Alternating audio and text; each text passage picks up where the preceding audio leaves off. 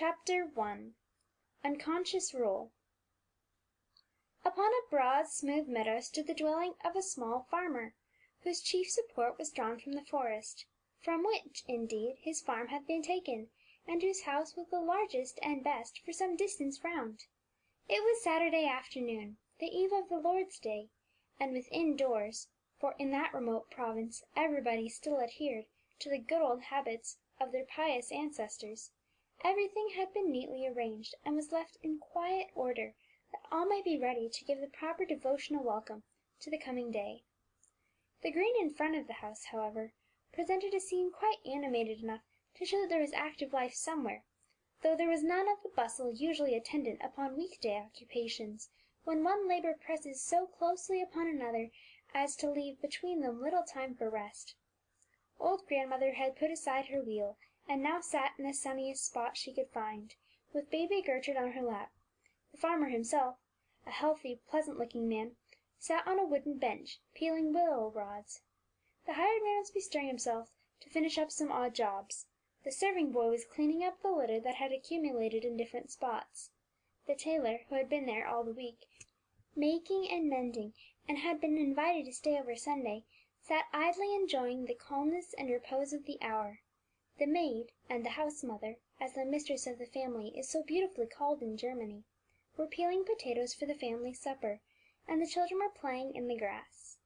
Lisa, the eldest little daughter, was admiring the pretty new apron that the seamstress had just brought home to be in readiness for the morrow, and upon a low branch of the linden tree sat Margelt, or, as we should say in English, Maggie, the orphan of a poor woman who had supported herself by spinning, and whose destitute child the kind-hearted farmer and his wife had, for the dear God's sake, taken into their own family. "To-morrow night they are all to start for America," said the tailor, suddenly breaking the silence. "There will be a great wagonful of them, and Christopher, the son of mine host of the Eagle, is to be one." "Well," said the farmer, "I thank God that I have no need to go abroad for a living. I get on very well at home." "Yes, I believe that," said one of the maids timidly. "You say what is very true, cousin," for among the peasantry of the fatherland, cousin, uncle, etc., are the names by which the employed commonly address their employers. "But I think I should like to be going with them, for what could a poor thing like me do better? And who knows, either, what might come to one out there?" "I would rather get a place in the town," said the other girl, half aloud. "That is not so far off. There are always places enough to be had. And in the town, oh, they do wear such beautiful clothes!" "And I would like to be a soldier!" exclaimed little Michael, who had heard just enough to understand that they were naming their favourite occupations. "But I want to be a real soldier, and have a horse and a golden trumpet." "I'd rather be a butcher!" cried Jacob. "Butchers have to travel so far. They go about and see such fine places, and such beautiful cattle. What do you want to be, George?" "A farmer," replied George, the eldest in the house, with an air of great importance. "There is no trade better than that, nor pleasanter either." "I don't think so," simpered Lisa, with many airs and graces. "The town folks are a great deal more genteel. I'd like to be a town lady, or a schoolmistress. Then one can have as much money as one wants, and need not be plagued." "Really, you are very knowing," said the mother, rather sharply. "Town folks more genteel, indeed! In my opinion, it's the meanest sort of life you can lead, to be obliged to buy every pound of flour you can use, and every time you are about to put a morsel into your mouth to have to ask, 'How much does it cost?'" "Well, now, and what do you want to be?" said the quick-witted tailor, turning to Maggie, with whom he often passed a merry jest. "What now? A ballet dancer, perhaps?" "A queen," was the quiet answer. A shout of laughter burst from every mouth. "Maggie, the little charity girl, a queen?" "Well, you're not so foolish after all," said the tailor. "But how will you go to work to make yourself one?" "Oh, I shan't take much trouble about it," said Maggie from her perch. "I dreamed once that I was one, and had a golden crown on my head, and I liked it very much, so I would like to have it come to pass. But things of that kind, you know, tailor, must come of themselves; you can't cut them out and patch them together as you do tailoring work." The laugh was now turned against the tailor, who seemed for the time no longer inclined to jest with the little damsel. "Come down here in the meantime, Madam Queen, and empty those potato parings in the pig pen," called the mother. Maggie hopped down like a bird, and laughed heartily with the rest at the unqueenly nature of the job. It was nearly dark too, so everybody was obliged to go into the house. From that day forth Maggie went altogether by the name of Madame Queen, and was many a time bantered and laughed at about her wish. She did not let that trouble her, however, but went merrily on her way, for it was not possible to hurt her feelings seriously, for a more kind, merry-hearted creature the world did not contain. She sang from morning till night, and after she had been driven from one piece of work to another through the whole day, she was as lively and active in the evening as a young bird. And there was something very queenly in her too. She was so gentle, so kind to all about her. Poor as she was, those who felt inclined to look down upon her found themselves foiled. The farmer's wild children had, at first, looked upon her as nothing better than a little dog, upon whom they could indulge all their whims. Sometimes they made her go on all fours like a dog, and sometimes they wanted to get on her back and ride as if she were a horse. Then she must put into her pocket the stones of all the plums that they had stolen and eaten, so that if the theft were discovered, she would have to take the punishment. And the mother knew all this, but she never took any measures to prevent it. She felt kindly toward the little thing, and would not for the world have seen her suffer what she considered ill treatment. But these were only little annoyances, little things, and she contented her conscience with the thought that it would do no harm for a child, situated as she was, to learn betimes not to mind trifles. Lisa, particularly, looked upon her with great superiority, and put on airs of vast dignity towards the poor little orphan in her ragged clothes. So the child had no one to whom to open her heart, except the orphan's God, to whom her mother had taught her, from her very infancy, to go as to a father and a loving friend. And such he had indeed shown himself, for he had bestowed upon her that blessed gift of a mind always contented and happy, throwing off trouble as a young bird shakes from its wings the drops of the summer rain. Many a child, blessed with kind parents, and everything else that could make them life and them comfortable and happy, does more grumbling, shows more discontent in one day than Maggie did in a whole year. Then, too, she had a pair of clear, honest eyes, and skilful fingers upon those little hands of hers, for she never lost an opportunity of learning something new, and knew how to make herself dear and useful to everybody. If Michael insisted upon having her help in playing some of his wild, rough games, she would say quickly, "Oh, that isn't nice! Just listen, Michael, I know such a pretty story." And before you could think, there sat not only Michael, but all the rest of the young ones, still as mice, close up round her, listening to what she was telling them, for she did indeed know very beautiful stories that her mother had taught her, one of a beautiful lady named Genevieve, and the children in the wood, and others still prettier. Lisa, with all her airs of dignity, was a very careless, slovenly little girl, always looking for things she had lost, which she would not, for a great deal, have her mother to know that she could not find, and lucky was it for her that Maggie had taught to be both neat and careful. It would be, "Oh, what in the world has become of my spindle? Where in the world is my thimble? I had it yesterday, and now I can't find it anywhere." "You left it yesterday," Maggie would whisper, "lying on the floor, and I put it in your drawer." Then there was another trouble for the poor orphan to bear. Lisa was a most miserable hand at spinning. She had learned from the sempsters how to crochet, and found it much more agreeable work, but her industrious, unpretending mother thought this rather an unprofitable way of spending time, and would not indulge her in it. The spinning wheel, however, showed very plainly how little interest she took in it, and was a sad-looking affair. The thread was all falling from the spindle, the hanks of beautiful yellow flax were tumbled about like bunches of old tow, and the poor mother grieved and scolded about it. Now Maggie had been taught by her mother to do all kinds of fine spinning at a much earlier age than little girls are generally put to such work. But the mother professed not to be able to trust her with anything but the very coarsest materials, and kept her upon them. The little thing felt grieved to see all the fine flax wasted, and she pitied Lisa too for having to do what she so much disliked, so sometimes she would go to her and say, "Come, let's see if I can't help you," and, taking care though to say it when the mother was out of the room, in a few moments the broken thread was spun together again, the flax was all smooth and in order, and the yarn twisted firmly and evenly upon the spindle. The little serving maid would declare that Maggie was a witch. The mother would praise Lisa's work, and boast how beautifully she had spun flax, though she could never trust Maggie with anything better than coarse wool or tow. And Lisa was not generous enough to tell the truth, but would take all the praise and hear poor Maggie depreciated. Her heart, though, was softened towards her, and she gradually left off her airs and unkind treatment. Thus, with her merry temper and obliging kindness, the little orphan managed to make friends of everybody. Everybody seemed glad to do her a good turn, and none remarked, herself least of all, how completely she ruled the whole house, an unconscious queen.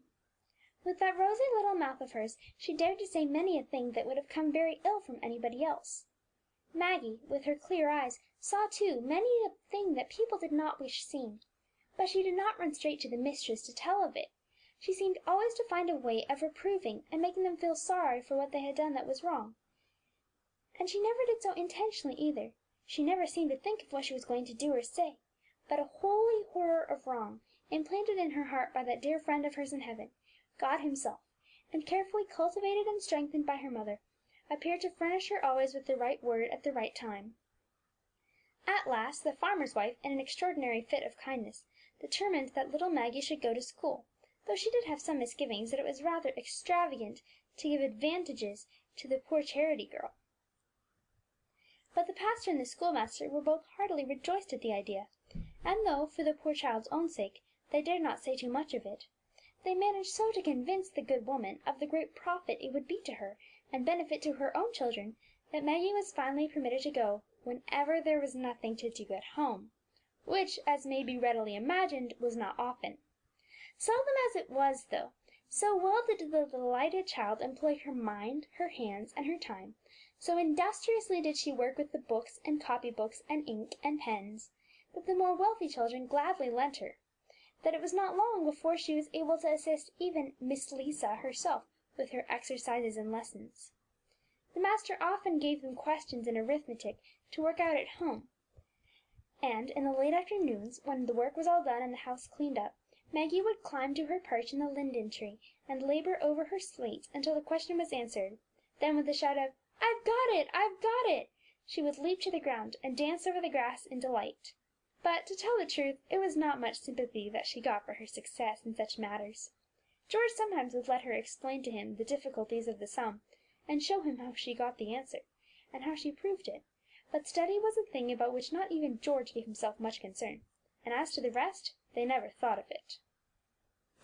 Hannah, the younger of the two servant maids, and the one who had been so desirous of going to America, was in the habit of going to the town with the butter and eggs that were to be sold, and, when the quantity was large, Maggie was sent to help her carry them.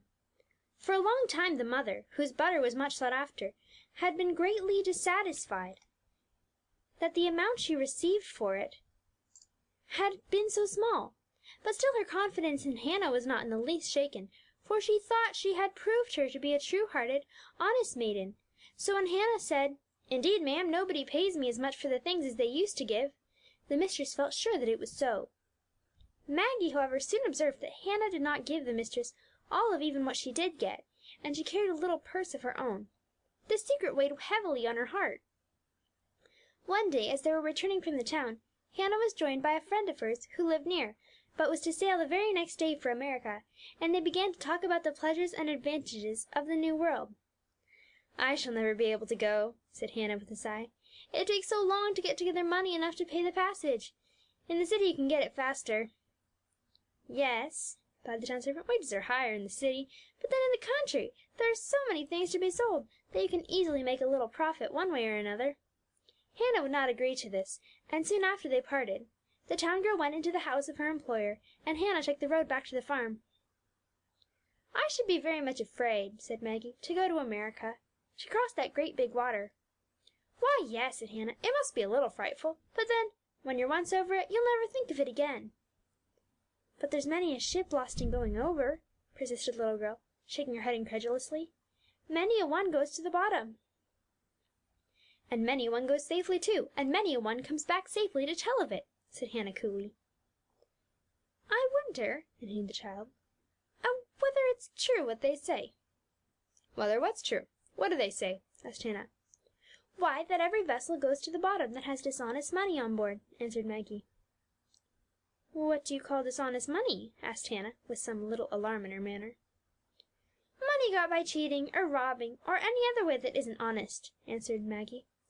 "You know, sometimes people's fathers and mothers die while the children are too little to take care of their property, so they leave word for someone else to do it, and then it often happens that, instead of doing it honestly and spending it for the children, they keep it all themselves, and leave the children poor. Well, such money, or what they get by any kind of cheating, they say will sink a ship when she gets just halfway across. There'll be a storm, and down she'll go."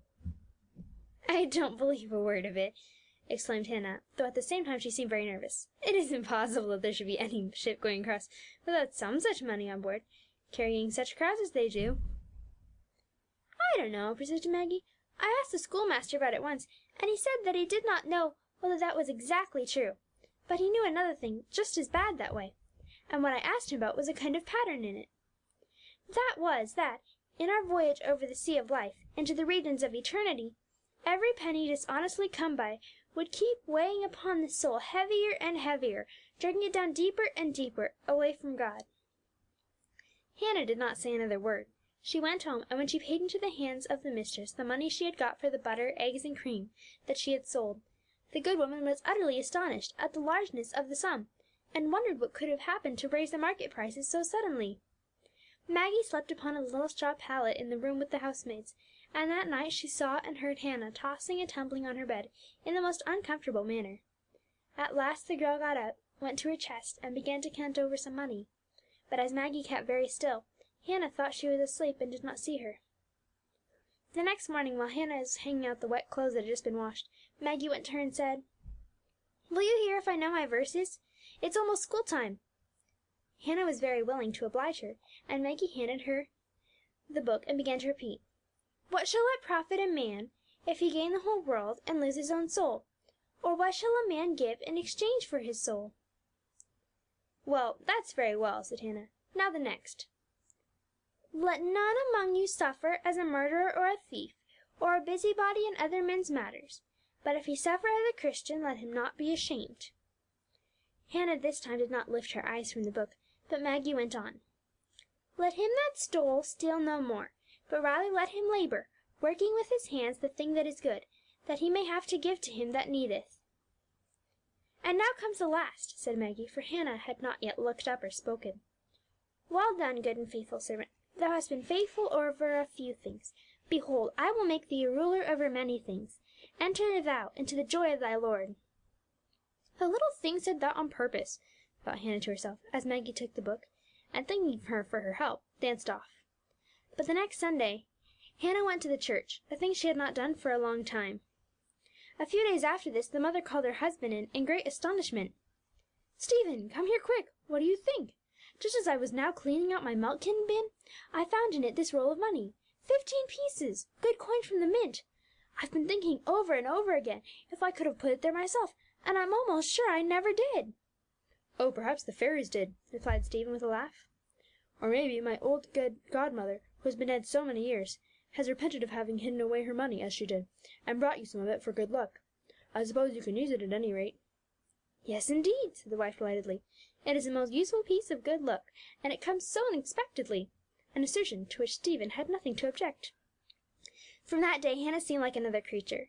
She grew brighter and more lively, and was as merry as a lark, and as obliging to everybody as Maggie herself. One day she said, laughingly, to the little one, "Maggie, when I go to America, the ship will float lightly enough, for not a dishonest penny will there be in my pocket."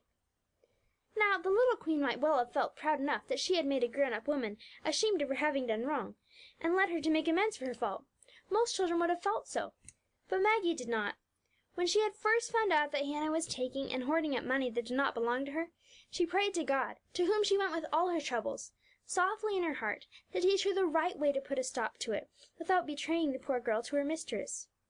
So God, as He has said He always will, answered her prayers, and the words she, a simple child, had uttered, had touched a conscience that had remained untouched by the daily house worship of her master's family, and the many earnest appeals and prayers of the faithful church pastor. For this the grateful orphan thanked her heavenly Father with a full heart, but she never said a word about it to any living creature. The farmer was exceedingly nervous in his fears of fire, and had very strict in not allowing the least spark to be taken into stable or barns. Melker, the farm boy, however, troubled himself very little about that, and lighted his pipe in stable or shed, by night or by day, whenever he found himself alone.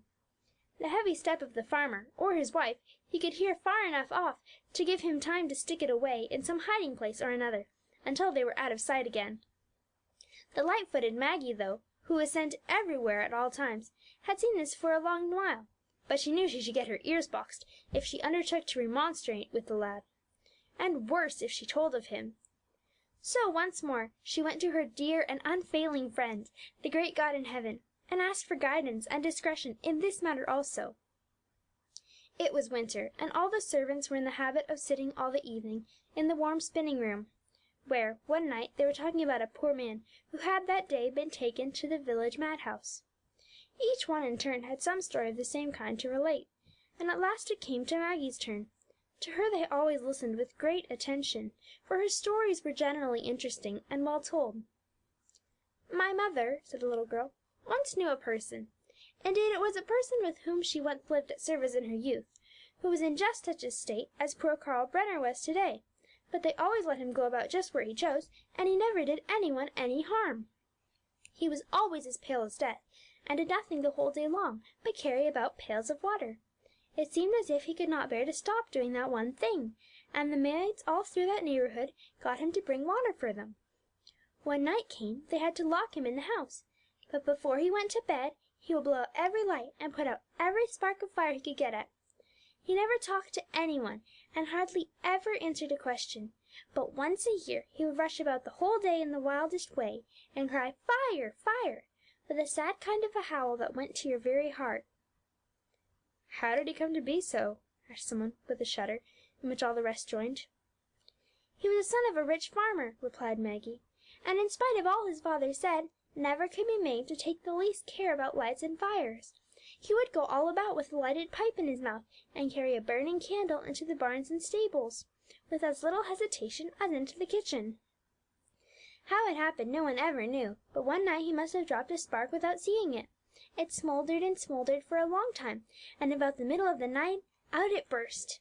As it had been a very dry season, and there was little water to be had, by the time the people got there the fire had spread so wide that it was too late to do anything, and the house and the barn were burned to the ground, and all the poor animals that were in them were burned to death. Well, in the confusion none of the family were missed. Everybody supposed they were somewhere else, but when the day came nothing was to be seen of his mother and the baby. This son, almost crazy with fear, looked everywhere himself, and at last they were found under some burnt beams that had fallen upon them. The mother had the dear little baby hugged up tight in her arms, but they were both so black and burned that hardly anyone would have known them. The son buried them with his own hands, so that no one should see him. But from that hour he was as crazy as I told you, and all the doctors they could get together couldn't help him." When Maggie stopped there was a dead silence. Melker's pipe had gone out, but he did not seem to notice it, and when he went to the stable to look round before going to bed, instead of sticking it, as usual, into his pocket, he left it lying on the stove. The next evening, before he went out to the barns, he said to Caspar, "Here, you take my pipe and keep it till I come back. I'm afraid of dropping the fire." And for 2 whole weeks he never once attempted to smoke as long as he was in any of the outbuildings. Thus Maggie, by the guidance of her heavenly counsellor, though only a little charity child, reigned as a queen over all about her, and with the brute creation she did still more. With them she was queen in right earnest. When Lisa went into the barnyard to feed the poultry, at her call they would come fluttering and running from all quarters. But in the midst of the meal, if Maggie's voice was but heard, "Come, luck, luck, luck, luck," in an instant they left all and came flying towards her, hens, ducks, pigeons, all and everything, and perched upon her head and shoulders, and would have eaten from her hand if she could but have waited for them. The farmer had a small flock of sheep that he had given in charge to a very competent farm hand, but he had very poor luck. All kinds of diseases had broken out among them, and carried off one after another, until only 4 remained. So Stephen concluded that keeping sheep, however profitable his neighbours seemed to make it, was rather poor business for him, and determined to give it up. But Maggie had heard a great deal upon this subject, and by no means agreed with him. She declared that it was much cheaper to raise one's own mutton and wool than to buy them, and so she begged to be allowed to try her hand at it. Behind the ditch where the willows grew was a bit of grass that seemed to be of no great value. This she thought would be a good place to pasture them. The farmer laughed heartily at her proposal. "Yes," said he, "you will look after the sheep, but who after you?" "Oh, I, cousin, shall not need any looking after. Just those few sheep, and so near the house! When I have to take them farther away, then somebody can look after me." She was so in earnest that the farmer consented, and the first sunny day off went Maggie with her sheep, and a shepherd's crook a good deal longer than herself. She paid no heed to the jokes and jeers of the servants, but decked herself out to the best of her means, and then took her seat upon a little hillock in the centre of the piece of grass. From this spot she could see every part of the field, and watch at her ease her new pets, who soon learned to follow her wherever she went. After a short time the flock was increased by the birth of a lamb, and then how she rejoiced! She tended it as if it had been a little baby, and very triumphantly did she look about her, when she let out a flock of 5 instead of 4. She nursed and petted the little thing all day, and when she went home at night, with her black hair encircled by the crown of flowers that she had made, she carried it in her arms that nothing might happen to it, and that it should not tire itself by trying to keep up with its mother. The mother sheep, however, did not seem to think this precaution necessary, or perhaps she was afraid that little Maggie was going to take away her little one, for she trotted along as close to her as she could walk, and kept looking up in her face in the most pitiful manner, and bleating and baaing, and the little lamb stuck out its head and looked down at her, and seemed to have a very great inclination to jump down and trot along too. But Maggie laughed at them both. "For shame, old sheep," she said, "with your baaing! You ought to be glad that I carry your baby for you, for you cannot do it for yourself, you are so old and so stupid. Don't you see that I am not doing either of you the least harm? And you, little lamb, do you keep still until I get you home, and then I will put you on the ground, and you may do as much jumping and running as you like." I don't know whether or not sheep can understand what is said to them, but, little by little, Maggie's sheep became reconciled to her ways, and let her do as she chose without making any objections.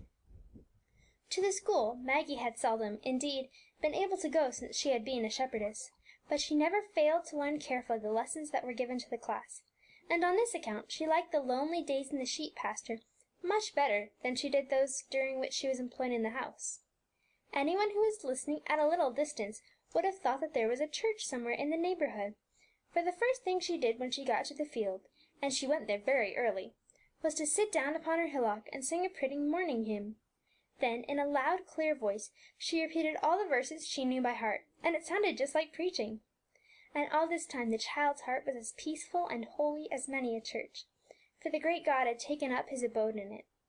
So calm, so contented was this little destitute orphan, so satisfied for all that her heavenly Father had given her, that often and often she could not think what in this wide world she wanted more than she had.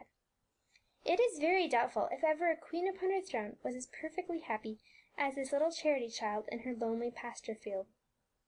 The old grandmother had not been at first very kind to Maggie. To be sure, the old lady had very much liked Christine, the spinning woman, Maggie's mother, and had found her always very useful and obliging, but that was no reason why, now that she was dead and buried, they should be burdened with her child. To her, a rich farmer's wife, and descended from a long line of ancestors, every one of whom had been rich farmers, there was an unspeakable difference between the poor orphan and the children of her son. She thought that the girl ought to have been sent to the workhouse, where she would have been properly broken in, as Granny expressed it, and made fit to be taken, one of these days, by some one as a servant, which was, of course, her proper place. The gentle but lively temperament of the little creature had, all along, sorely annoyed her. When she heard the little voice carolling the light gay song, the old woman's heart was ready to burst with spite and vexation that a miserable beggar child like that, who owned no more in all the wide world than could be stowed away in a small trunk, should dare be so merry and light-hearted. "Yes," she would say with a sneer, "sing away, it's all you can do." And still more outrageous was she when she heard Maggie every morning telling her dreams. Such a piece of impertinence as it was for the little hussy to dream at all, much less to talk about it afterwards. But after a while this was changed. She soon saw, hard as she tried to shut her eyes to the fact, how industrious the little girl was, and how watchful of everything connected with the interests of the house or the family, and felt obliged, whether she wanted to or not, to treat her with more kindness. Granny, although very near the grave, for she was a very old woman, was not really a Christian. She had not, like the orphan Maggie, set God always before her eyes, to acknowledge him in all her ways. Her greatest trust and most constant thought was her money, and those who had none she looked upon as unworthy her notice, and treated as if they had no feelings. There was one little Bible verse that was always uppermost in Maggie's mind, but never entered Granny's. It was this: "In all thy ways acknowledge him, and he will direct thy paths." And that one verse made all the difference between the two, made the one constantly win friends, and the other as constantly lose them. Granny was fast becoming old and infirm. She could no longer work, but loved to sit upon the bench before the house door in the sunshine, and feel her blood move more quickly in the pleasant warmth. The daughter-in-law, who had taken the place of housekeeper, of course, since Granny had been forced to give it up, didn't like to show how much it vexed her to see the old lady always sitting there, and thus keeping possession of the most pleasant spot. For the old mother had a snug little property of her own, which she was free to leave to whom she pleased, and therefore must be treated with great respect. But the poor old lady was very helpless now. She could no longer dress or undress herself, or go alone up the steps that led to her little bedroom, but she was obliged sometimes to wait a long and weary time until her daughter-in-law thought she could make it convenient to come and help her. When she was longer than usual in coming, she would pretend to think that she thought some one else had done it, and as she came in would put up her hands in surprise and exclaim, "Well, I declare, are you waiting here yet, Granny? Why, Lisa, what in the world have you been about? Why haven't you been here helping your grandmother?" Lisa would answer, when she took the trouble to answer at all, "I thought Hannah had seen to her." And Hannah, when appealed to, thought her mistress had attended to the matter. Maggie had gone out so early with her sheep every day that she had no opportunity of seeing all this. But when a severe storm came that kept them all at home for a day or two, she saw how affairs stood with poor Granny, and from that time forth stopped every morning to dress the old woman and help her downstairs to her pleasant bench before the door before she set out. How could Granny feel the soft warm rays shining on her poor old body without thinking of the kind-hearted little girl who thus repaid her for all the unkind things she had said and done to her? Had she been a Christian woman, she would have offered up many a prayer for the poor motherless child. But as it was, she only wondered how the child could so soon have forgotten her ill treatment. Granny was quite deaf too, and, like all other old people, was very curious to hear what was going on. Whenever she heard any noise in the spinning room, the sound of voices talking, and especially any good hearty shouts of laughter, she would look eagerly from one to the other and ask, "What? How? What are they saying?" and so on. Now and then one of them would stop and bawl a few words in her ear, but she saw very plainly that that was not all, and often the poor old creature concluded within herself that it was not worth while to inquire anything more. But now Maggie would come with her spindle and sit close to her. The child had a soft, sweet voice, as clear as the ring of a bell, and would repeat to her all that had been said, and do it in so droll a manner as to make the others redouble their screams of laughter, and old Granny joined in with them, the most amused and delighted of the party. On Sunday she would lead her out into the little garden, and though it obliged her to stay home from church, read her from the New Testament, or a sermon, or some prayers, and repeat the most beautiful hymns she knew. Thus the rich old woman and the orphan charity child became firm friends. It was strange to hear that little creature teaching her aged companion the way to heaven, and stranger still to see how the old woman hung upon every word the child said, when, as she often used to, she prayed to the dear and holy Saviour to open poor Granny's heart and help her to understand the Bible.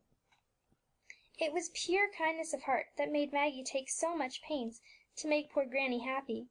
And yet there was another reason why she liked to be with her.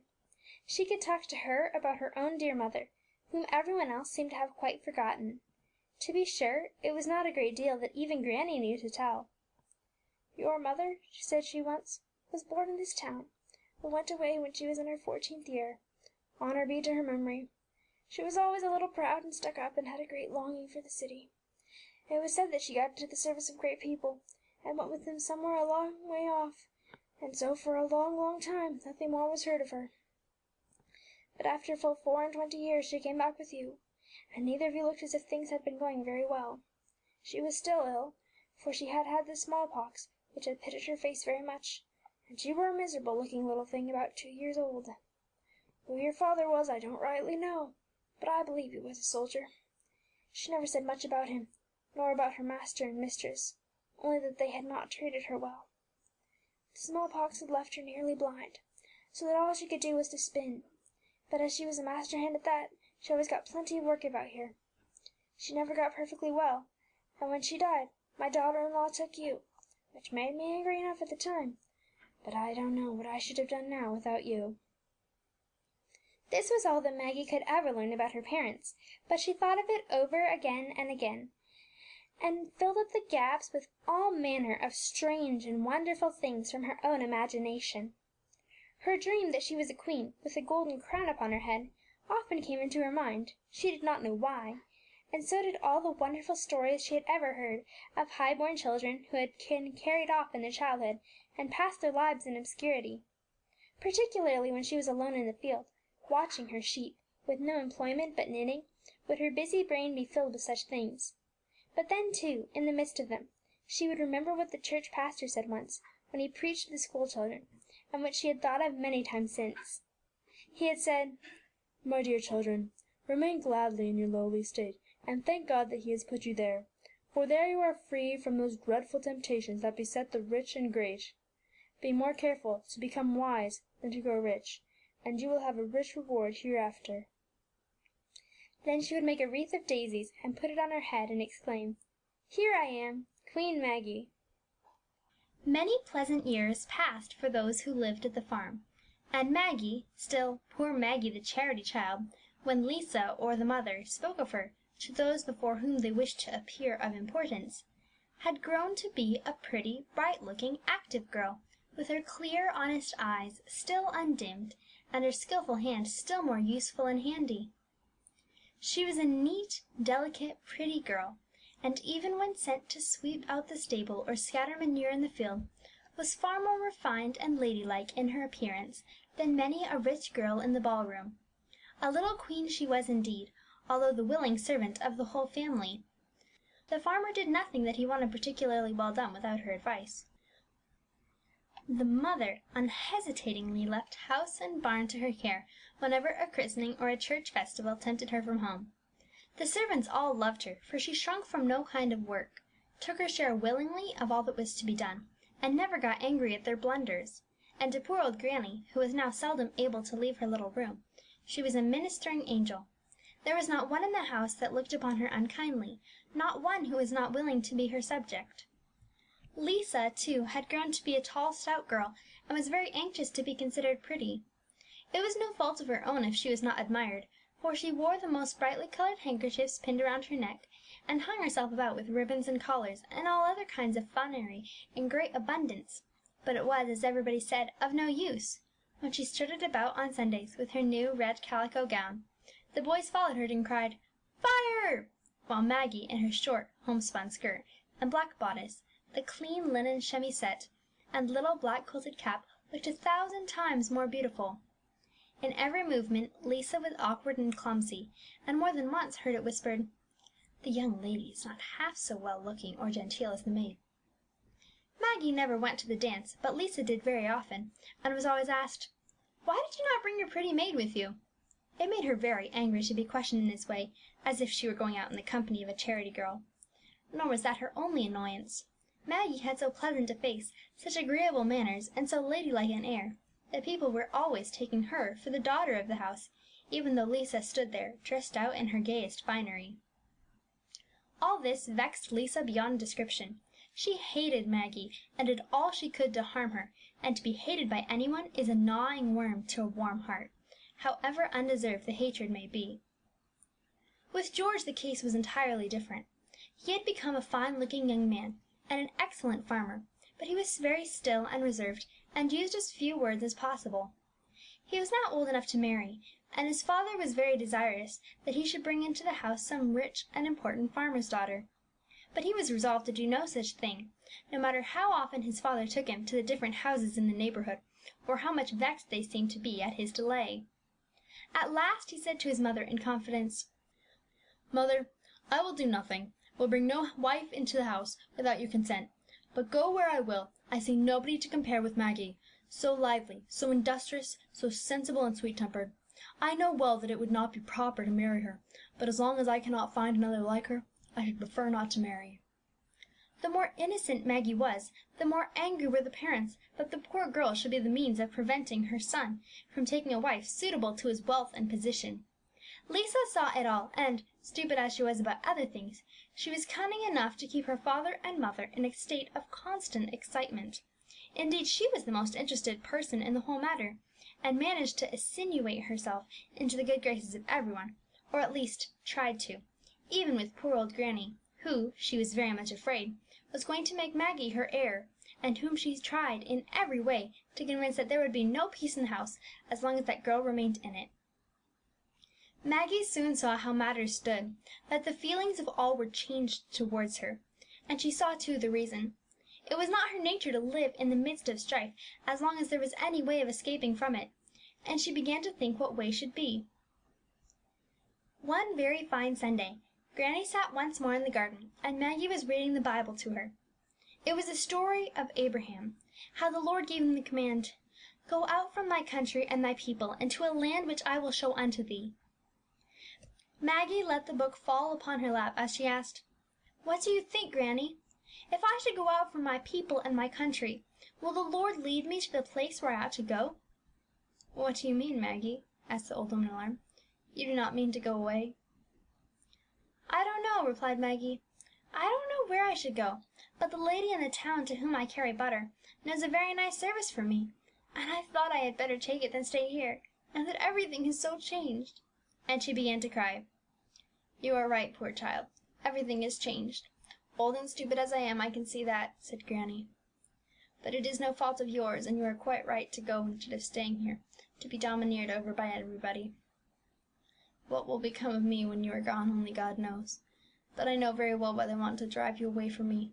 Only they will find themselves mistaken."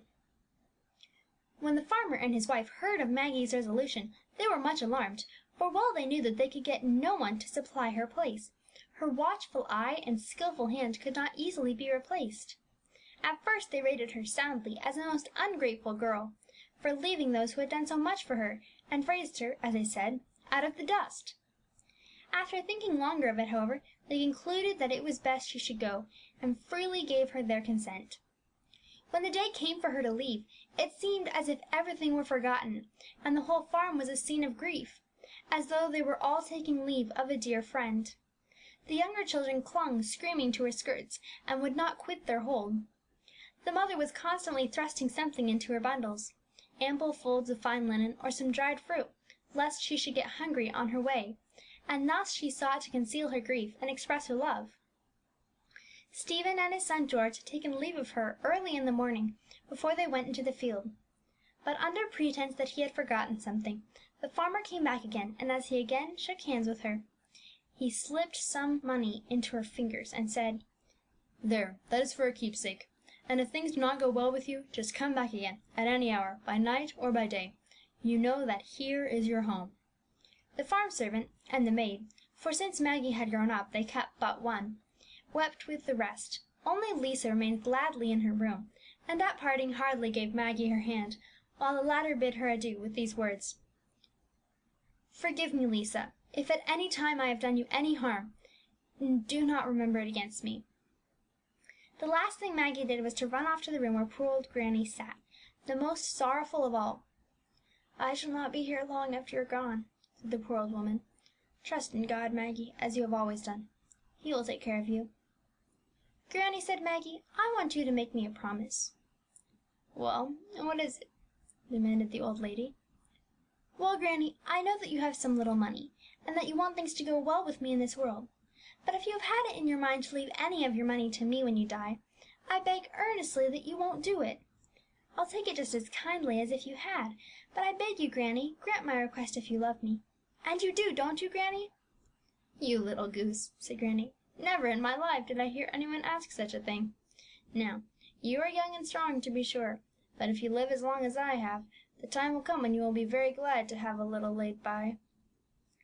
"If I work as long as I am able, and pray as I ought to God, He will not let me starve, nor leave me to beg when I am old. That I am very sure of. They shall never have it to say that I took care of you, and treated you kindly, for the sake of what you had to leave." Yes, yes, you are not so wrong after all, and it shall be as you say," replied Granny. "But tell me, beside a little bit of pride, you've got that queen in your head yet, haven't you? Girl, don't let yourself be tempted by the evil one, and do nothing with those great folks' thoughts of yours that you are so full of." "If God has anything wonderful in store for me," said Maggie, with the crimson blood rushing to her face, "He himself will find a way to bring it out. He won't leave me to look for it." So, murmured the old woman to herself. So she has not forgotten it yet. Look here, Maggie," she added aloud, "I won't leave you anything if you would rather have it so, but there is my little book with the silver clasp. That I will give you to remember me by. It was given me a long, long time ago by my mother, but I don't need it any longer. There is one verse that I have marked and turned down for you to think of when all those thoughts about great folk come into your head, for it tells me about the right kind of greatness. You taught me, Maggie, though you were a little child, and I a grown-up woman, how to go to my Saviour, and for it, if for nothing else, may His blessing rest ever upon you. May the peace that I have found through your teachings be yours forever." Maggie read the verse marked down. "Grant, Lord, unto my prayers a royal noble soul, a regal heart such as beseems one who is wedded to thy cross, a heart that spurns what earth esteems most rich and great as naught but dross." This she read over and over again, and it went to her heart.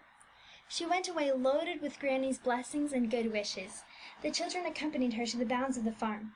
Then they all took leave of her, and she went on alone.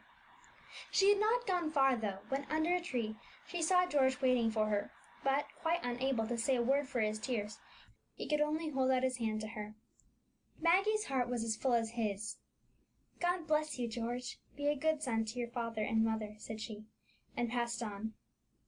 But when, with her little heart bursting with sorrow, she came to the town gate, and was striving to make her way through the crowd that was pouring into it, she was quite surprised to hear all the bells ringing loudly.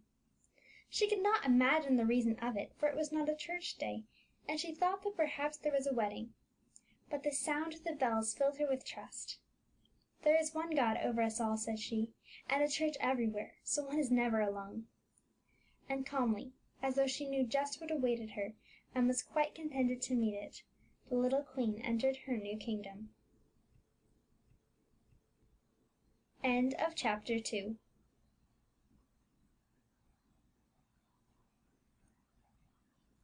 Town life and town service were like a new world to Maggie, and it needed some little time for her to become accustomed to them. But whoever seeks earnestly to fulfill the duties entrusted to him, and finds pleasure in so doing, will not long remain awkward.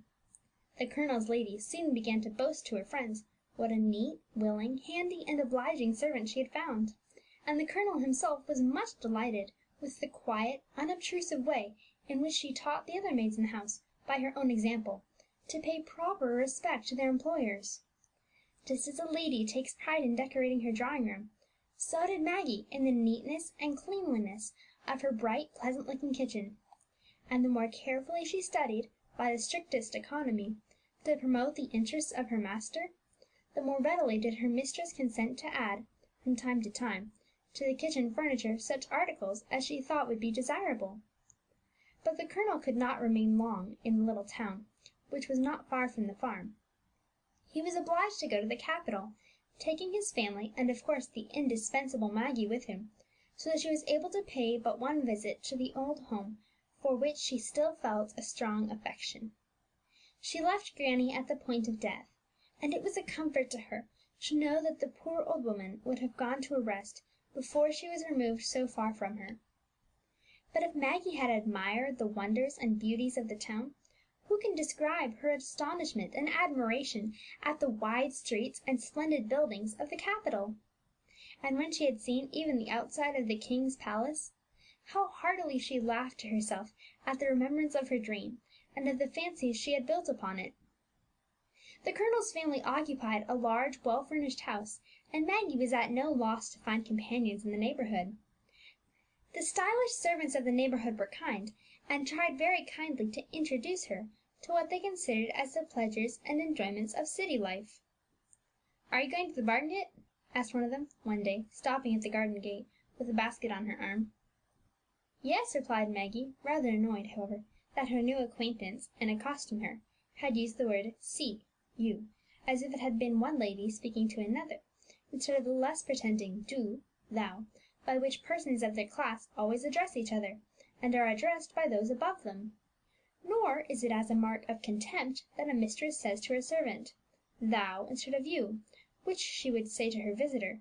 It is rather as a kind familiarity, for it is thus that dear and intimate friends always address each other, while you is employed only in cases of ceremony and politeness, in speaking with strangers, and with those in whom the speaker feels but little interest, or in expressing displeasure at those to whom one is accustomed, at other times, to say thou. No wonder, then, that Maggie felt somewhat vexed at the foolish airs of her neighbours. She showed her good sense by not following the example, and the girl dropped it. "How much market money were you able to make in L?" asked the stranger, this time more modestly saying thou in German. "Market money? And what is that?" asked Maggie. "Oh, now, don't pretend such stupid innocence. Every one knows well enough what that is," answered her companion. "Why, you know that butter and eggs bring different prices almost every day, and everybody, naturally enough, wants to buy them as cheaply as possible. So when you go to reckon up with your mistress, you just make out that you got something less than you really did, and keep that for yourself. And you have a right to it. You earn it by trying to get as much as you can for your things. In that way you make a little money every week, and you wouldn't believe what a nice little sum it comes to at the end of the year, while the mistress doesn't miss it, and knows nothing about it." Maggie felt no temptation to try any such deception. She was quite disgusted with the bare thought of it, but she concluded at first that perhaps it would be better, for the sake of good feeling, not to make any reply, but to act as if she had not heard the remark. The royal spirit, however, rose within her, and turning to her companion, she said, "God keep me from such an act! It is as much stealing as if the money were taken out of the mistress' chest. Are you not afraid that the little money you make in that way will make you lose much more honestly earned?" And turning her back upon her new acquaintance, she found her way to the market by herself. Another of her new friends invited her to an afternoon walk on a holiday in one of the city gardens. It is a very usual thing in Germany, where the poorer people have so very little time to enjoy themselves, for peaceable, orderly people to go and take a quiet walk in the public squares and gardens on a holiday, not to indulge in dissipation by any means, but for a sight of the fresh green grass, and a breath of the sweet pure air that the great God has bestowed upon his world. This holiday proved to be a clear, bright, sunny day in March, and Maggie, who pined for the fresh air, willingly accepted the invitation. At first she enjoyed it very much. There were many neat, cheerful looking maids there, sitting upon the benches or walking up and down the paths, laughing and chatting together. It brought to Maggie's mind the calm, quiet Sundays in the country, where everything was so peaceful and the air so sweet, and it made her feel almost homesick. Presently, however, some of the soldiers came and began to amuse themselves with the girls. They invited them to drink beer, and then they began dancing. Poor Maggie! How shocked she was to see such rude gaieties as these, and how dreadfully ashamed to find herself in such company. By and by, a noisy corporal, thinking he was doing the strange servant a great honour, began to compliment her on her good looks, and asked her to dance with him. Suddenly the gay, merry music seemed to ring out Granny's hymn, "A regal heart such as become," etc., etc., and she coolly replied, "Thank you, sir, I would rather not accept the invitation." "Ah!" said the offended corporal, turning towards the rest, "the young woman seems to have made a mistake. She thought she was coming to church." "I think myself that I have made a mistake," said Maggie quietly, and she got up and walked out of the garden. But wild and rude as the party had become, not one ventured to ridicule or follow her. The colonel's wife was a most excellent woman, but her husband's position obliged her to keep up a large circle of acquaintances, which kept her almost constantly engaged with visits and land parties, as they are called in Germany, a mode of amusement resembling our picnics. This she deeply regretted, because it obliged her sometimes to neglect her husband and children. During the week the children were at school, and on leisure afternoons they either visited or received the visits of other children, as is customary in their country, or went with their parents to walk and enjoy the fresh air. But on Sunday mornings the whole house was in an uproar with their noisy play, and their quarrels over their toys. "Maria!" Alfred would exclaim, "what are you doing with those building blocks? Girls don't build. Give them to me this instant." "Well, I will," replied Maria, "if you give me back my porcelain figures." "No," said Alfred, "I want them myself. They must stand up in the balcony of my house when I get it built." While this was going on in one part of the nursery, little Milly from another screamed out that "Gustavus had taken her pretty dolly, and was going to paint whiskers and mustaches on her face." Maria, in revenge, knocked down Alfred's half-built house, and in a few moments there was a real tumult, such as all their sport ended with, of one kind or another. For some time Maggie saw all this with pain, and knowing well that the mother could not help it, turned over in her own mind the best way of putting a stop to it. At the farm the children were no angels, but the farmer and his wife had never suffered such an uproar and confusion in the house at any time, least of all on Sundays. "Sh, children, this is Sunday," was a cry to which they were taught to pay immediate attention.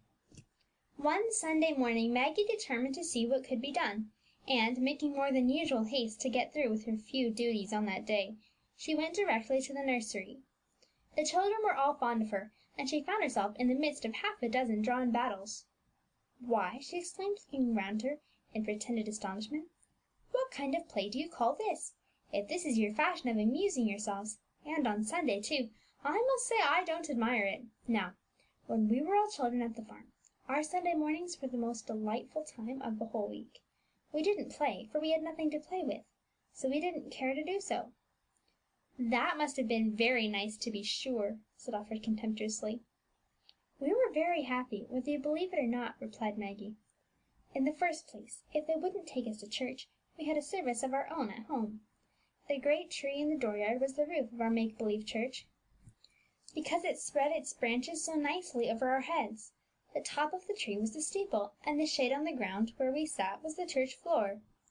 First we sang all the most lovely hymns we could find. Oh, but I believe you can't sing much," she added hesitatingly. "Can't sing!" exclaimed Maria indignantly. "And we take lessons from Madame Milano." "And in school we sing every day of our lives," said Alfred doggedly. "Oh, well then," said Maggie, as if she felt quite satisfied and relieved, "then I will show you how we used to play church. First, as I said before, we must sing. Since you can sing so nicely, suppose we choose a choral. Now let us choose a very pretty one. Suppose we sing 'How sweetly beams the star of morn.' Now pay attention. Maria, you sing the second, you, Alfred, sing the tenor, and I will take the air, for I am not musical scholar enough to sing from the notes. I can only sing a tune after I have learned it. Now begin."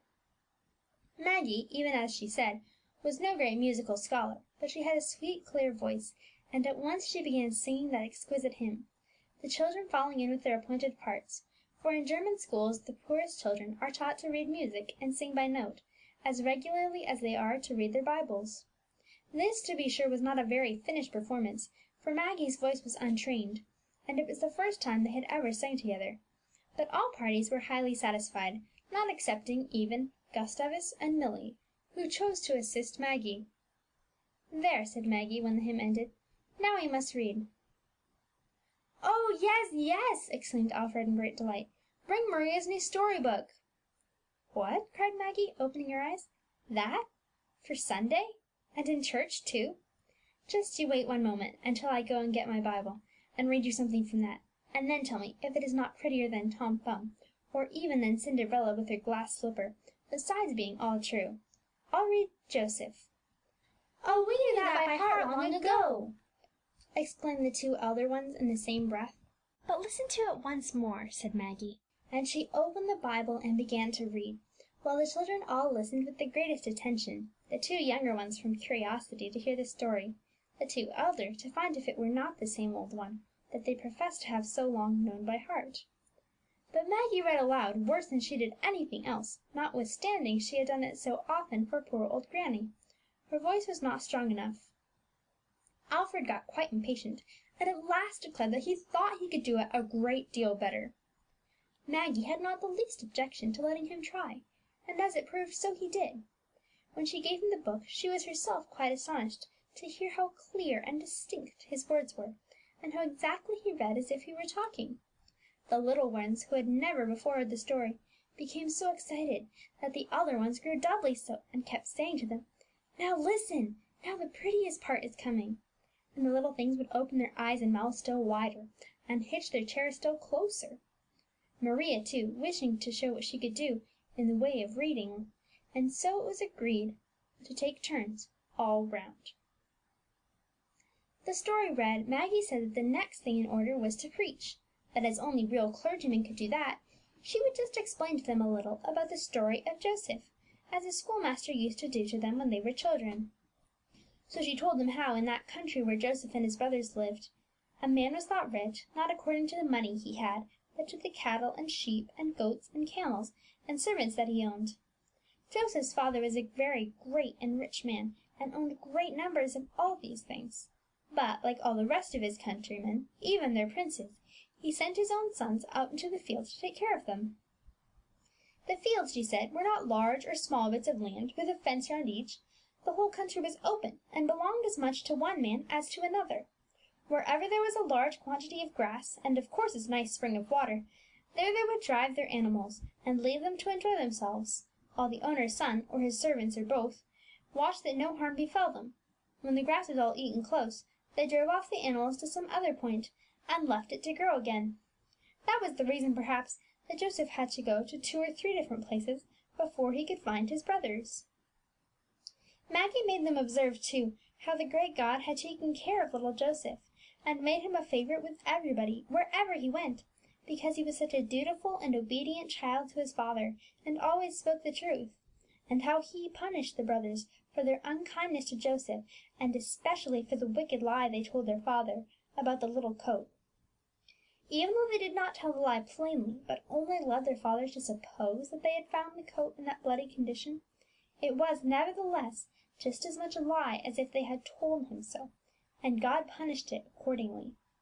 And then, too, see how long it was before the punishment came. Why, every one of them had grown old enough to be married and have children, and Joseph himself, though he went up little by little, had had time to become the greatest man in Egypt, except the king. Yet God did not forget it; it came at last. And so, the schoolmaster used to tell us, it was always. God has told us in the 10 Commandments we must not do a good many things. We must not steal, nor lie, nor tell things about other people that are not true, for that is what it means by bearing false witness, and so on. And if we do them, just so surely we may know we shall be punished, even if the punishment does not come for years and years. Everybody thought that Maggie's explanations were almost as interesting as the story, and the Sunday morning passed more quickly than ever one had passed before, and far more pleasantly.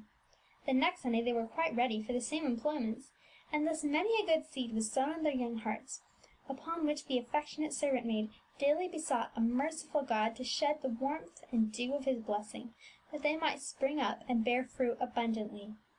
Maggie had founded here another little kingdom, where she reigned as undisputed queen. The first day that they had moved into their new residence, Maggie had heard a great coughing, hawing, and hemming from the story above, and at last it became so violent that she left what she was doing and went to see what could be the matter. Now, our little readers must understand that in the large cities of France and Germany, a single family seldom occupies a whole house by itself, as in England. Only a few of the most wealthy can afford to do that. Their houses are very large as well as high, and built in such a manner that each story is like a house by itself, and those who live in the upper ones can go up and down without disturbing or annoying the families below them any more than if they lived in different houses. The richest people in each house live on the first story, those not quite so well off on the second, and so on. The poorer they are, the higher they will live. And so in a house in which on the first floor you will find a nobleman, will have in the attic a poor sempstress, in one room a poor bandbox maker in another, a washerwoman in a third, etc., etc. It was thus that Maggie, while cleaning the rooms of her mistress, heard all this coughing from overhead, and ran up to see what it could mean. There sat an old gentleman in a dirty-looking, ragged dressing-gown in front of his stove. In Germany they do not have fireplaces, as we have. the door of which was open, and he was toiling and striving to kindle some sticks of wood that kept throwing out great quantities of smoke, but positively refused to burn. "Do you wish to light it, sir?" asked Maggie. "Indeed I do," replied he, looking sorrowfully at the open door, "for I am very cold, but it is too obstinate. I can get no fire." "Let me try, sir," said Maggie, pleasantly. The old gentleman readily allowed her to do so, and she soon produced a blaze, over which the old gentleman rejoiced not a little. Maggie begged that she might be allowed, if her mistress would permit her, to perform that little service for him every morning, a permission the lady did not hesitate a moment to give. "Do what you will for him, Maggie," said the kind mistress. "Only bear in mind, my child, that you will receive nothing from him for your services. From what I have heard of him, he must be very poor." But recompense was not in Maggie's mind. No one could think what a load was taken from the worthy old gentleman, who was the learned professor, Dr. Wormer, when so willing and skilful a person offered to make his fire for him. He was very grateful to his new friend, and resolved to become better acquainted with her. He was very old, but a distinguished scholar, and an author of some note beside. He wrote untiringly, stories for the young, stories for the people, books popular and books philosophical. He wrote all kinds of things, and gathered his materials from a mass of volumes, new and old, with which his entire bedroom, as well as his ordinary living room, was so piled up that scarcely could his writing desk and his bed find a place in the vast sea of miscellaneous learning. But all his writing did not bring him even as much as his books had cost him. He was poor, and had not a single relative in the world. His only servant was a small boy, who came 3 times each week to do his errands. His bed he made himself, his room somebody had once cleaned up for him, and the landlord was even now afraid that if somebody did not do it again, his floors would at last become like the ground itself, from the heaping up of the dirt upon them. But the former cleaning had so dreadfully disturbed the quiet, hard-working old man, that he could not bear to try it again. To the order-loving, neat Maggie, therefore, the poor landlord had communicated his fears, when she obtained permission from the old man, one afternoon, to dust and arrange his books. She sent him out to take a walk, and then, with brush, broom, and dusting cloth, set to work, for a sad-looking place it was. Sometimes, in the midst of her labours, she would have to stop short, and then she clapped her hands and laughed merrily at the sight of the heaps of dirt and the heaps of books that lay side by side. The old man clapped his hands and laughed merrily too, when he came back and saw the order in which the books had been arranged. To be sure, they were all put neatly back upon the shelves in the most regular order possible, but without the slightest regard to their contents. Size and binding seemed to have been the only points of resemblance that Maggie had consulted. Consequently, a geography was placed close beside a prayer book, or a volume of French plays leaned against a Bible. It took him no little time to get them right again, but he did not mind that in the least, for now the fresh air had room to circulate through his chambers, and the clear, bright sunlight could pass through the glass of his windows without being buried in the dust on them. Maggie had won the doctor's heart completely. He loved her as if she had been his own daughter, and since he had no other way of showing his affection, he offered to lend her as many books as she wanted, an offer that gave her much pleasure, though she had but little time for reading. It was a recompense that expressed the gratitude of the old man, and showed she had made him really happy, for though in all she had done she had never thought of a reward, she had earnestly hoped that she might be permitted to give a little happiness to the desolate, lonely old man. Maggie's simple heart, filled with an earnest wish to do as the great God had commanded her, never left an opportunity unimproved of doing an act of kindness to those who had no one else to do it for them. The words still rang in her ears that the venerable schoolmaster had said to her the day she left his care, when he laid his trembling hand upon her smooth shining hair and said, "My daughter, never forget that you are the follower of Him who while on earth went about doing good, and who commanded those who would be His to follow Him. Remember that He Himself has said, 'Whatsoever ye shall do to one of the least of these, ye do it unto me.'" And faithfully she strove to follow His counsel, nor did she ever find the promise to fail. "Ye shall in no wise lose your reward." This thought gave additional value to the old man's offer to lend her his books, and on Sunday afternoons, when she took turns with the housemaid in having a holiday, on the days when her turn came, she would go, after church, into the garden, and seating herself in the shade, enjoy the perfect repose of quiet happiness within and without. The housemaid whom she had offended that day on her way to the market by the manner in which she had spoken of the market money, had been from that time her worst enemy. Nevertheless, Maggie's remark had somewhat disturbed her conscience, so that she never felt sins quite easy. She now began little by little to come round and try to make up with Maggie, who, not having the least ill feeling towards her, received her very kindly. Other girls of the neighbourhood, too, finding how pleasantly Maggie spent her Sundays, came in now and then to share them, if she would allow; and, though sorry for the interruption, she felt better pleased to have them there than to know they were somewhere in the public gardens. So sometimes she would read to them, sometimes walk up and down in the pleasant air, and repeat to them what she had before read, or sometimes get them all seated in some quiet spot, while they sang pretty hymns, or read by turns stories from the Bible. The next morning these girls found that they were always ready to begin the week's work in better health and spirits than when they went to the dance and lost their time and money without getting any return. God has promised, "Them that honour me, I will honour." The doctor took a very deep interest in the kind-hearted girl. She seemed to have so much more refinement of idea and manners than was usual with girls of her position in life, that he found it difficult to believe her really the child of plain peasant people. She chattered to him as she would have done to her father, told him all she knew of her childhood, all about the farm, for which she, even yet, felt a little homesick, of the pleasant times when she took care of the sheep, and even of the queen dream, and how she had been joked and teased about it. "And what is most foolish of all, doctor," she would say, "is that to this very day I can't get it out of my head, and I don't believe I ever shall. Sometimes I determine to think of something else, but try as hard as I will, there it is, and it mixes itself up with everything else, and I can't help it." "Indeed, is that really so?" asked the doctor with great interest; for, from having passed his life more among books and the kind of world described in them than among real living men and things, he had great faith in the wonderful; and then he would add, thoughtfully, "Yes, yes, there must be something in it. There is something in you, Maggie, that is not common, even if you are not a princess by right. All this ought to be cleared up.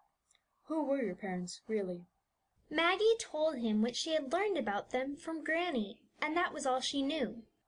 All she said, though, seemed to but impress the wonder-loving old gentleman more and more that there was some mystery about the matter.